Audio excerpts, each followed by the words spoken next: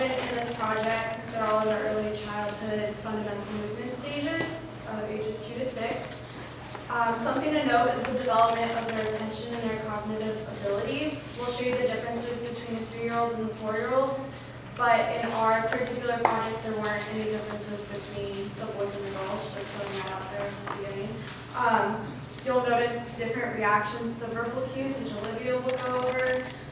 Katie's going to talk about different stages of swinging that we found, and of course, you'll notice improvements in the skill. So the identifiers of movement patterns, they're important because they provide the foundation for all athletic maturity. So the initial stage, it's just their first attempts at the task. It's usually rough and uncoordinated. Then you'll see some of them will go into the elementary stage where they have improvements in their coordination. The mature and sports skill stage would be next, but we won't really see that in our particular project. All right, so the first day we completely spaced on reading incentives, but we did underdogs with the kids, so that's when you fish them and run under their feet. They all really liked that, and that got them excited, and having them swing higher was a lot easier to teach them. So the first thing we started off was telling them how to kick their feet. So we had them, when they came forward, we had our hands up and we said, kick our hands or kick the sky, and that seemed to help a lot. And then when we went back, we had someone else down low, and they were kicking their hands or hiding their feet. And one thing we noticed is that some of the kids would kick the floor when they were swinging through, so we would say that the floor was lava, and they would keep their feet off the floor when they swing back and forth. And some kids, when we said kick, they thought one foot like kicking a ball, so we had to tell them to keep their feet glued together, and that seemed to help a lot.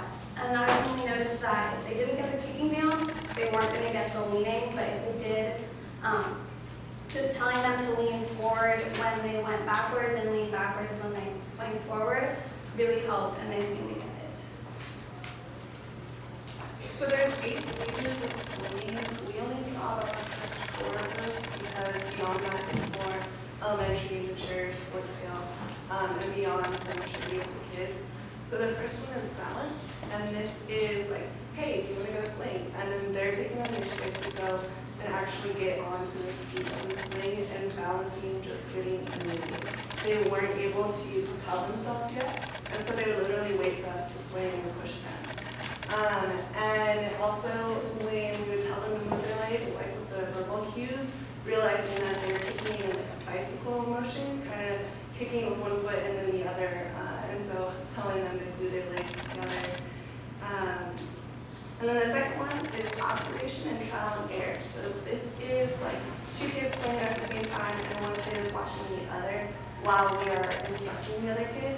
And they're trying to do the same motions as that other kid that we're working with. And instead of, like as they're trying to do this swinging motion and being unsuccessful, they would get frustrated and resort to stomaching the swing. And we saw this with a lot of the kids. So that's actually flipping over, and then you'll see it with Caleb here. So he's watching, he gets frustrated, he flips over, and then he does that. And this way, he can move independently. And we saw that in a lot of kids. And this helps to kind of avoid a lack of self-confidence in that and gave him a sense of worth in that he could propel himself, even though that wasn't the correct swinging motion. It was still an important stage in swinging. The third one is adaptation, and this is improving their skills from the others. So this would be like a kid watching, waiting for their turn, and then using the skills and the cues that we gave that kid they're watching and putting that into practice. And this is also wanting to get higher than the other kid, like, oh, they're going so high, I want to go higher. And so wanting to get pushed, and also they would be supplementing it themselves by kicking off the ground. And you'll see that with Eli. He did not want us to push him at all. He didn't want us to touch him. And that was about as high as he got because he didn't take any other cues, but we did see him pushing off, which is the trial and error and observation stage.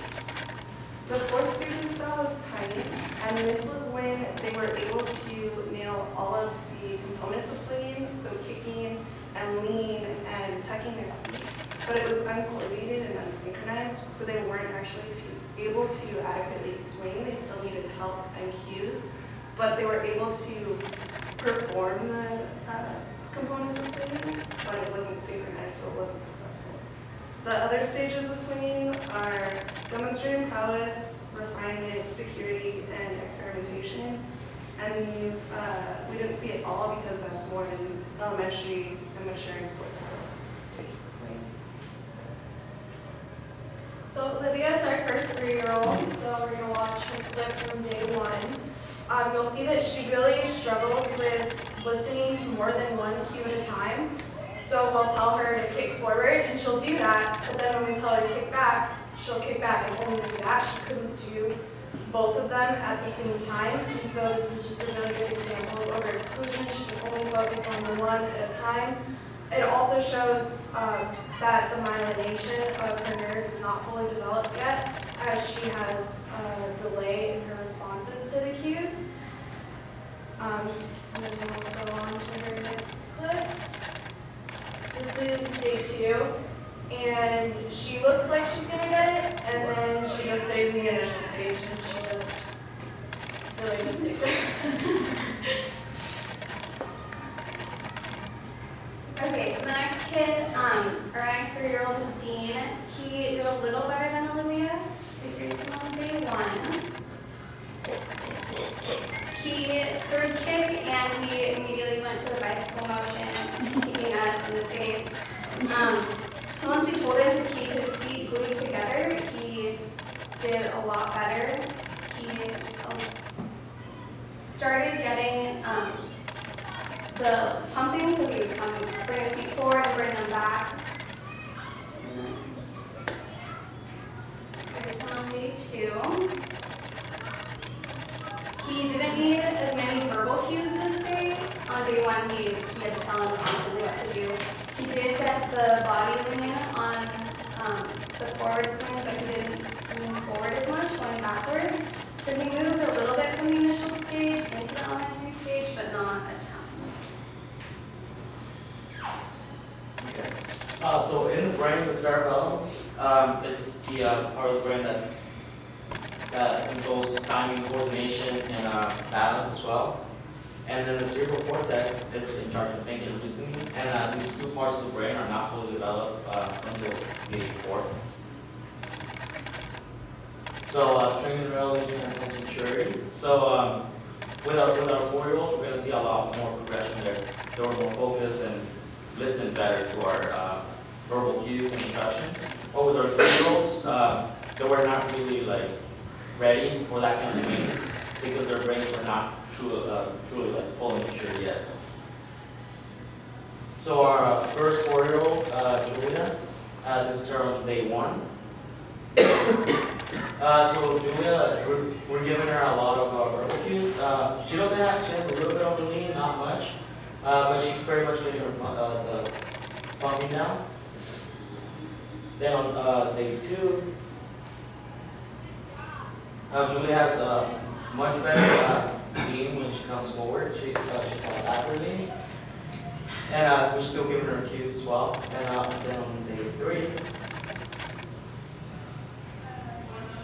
3, Julia is able to just completely do the swing on her own without any type of help or verbal cues.